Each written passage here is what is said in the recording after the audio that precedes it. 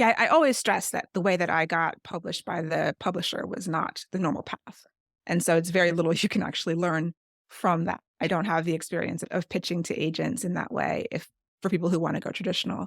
But I do talk about like what they want out of their career. Has it always been their dream to walk into Barnes and Noble or whatever the bookstore is and see it on the shelf, see their book on the shelf? And that's something that's just much more difficult indie. I mean, you can do it, you can sell it to your local stores if you can form relationships, and that's probably a good idea. But in general, it's a lot more difficult. And then libraries, like your print book in libraries. Did you always want an award in your genre? Like those kinds of things go into play. And although we traditionally hear that, oh, well, you can make more money self-publishing, for a lot of people, that's not necessarily true. Like I actually do make more money from my traditional contracts than the indie books.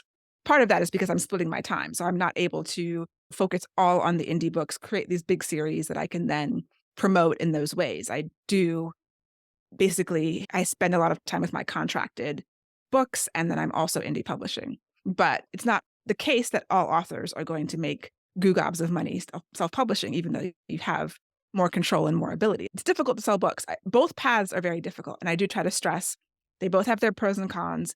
I like both. I'm frustrated by both almost in equal measures.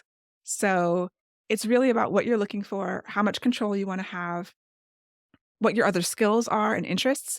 Are you interested in marketing? Are you interested in managing editors and cover designers and learning how to do ads and all of that stuff? Does that fascinate you, or does that make you run and hide with fear? So maybe let someone else do that. Like if you go the traditional route and someone chooses you, because you can't just choose that, someone does have to choose you, which is obviously the downfall, but other people do handle that. Now, how well they handle it, you're not going to know that either.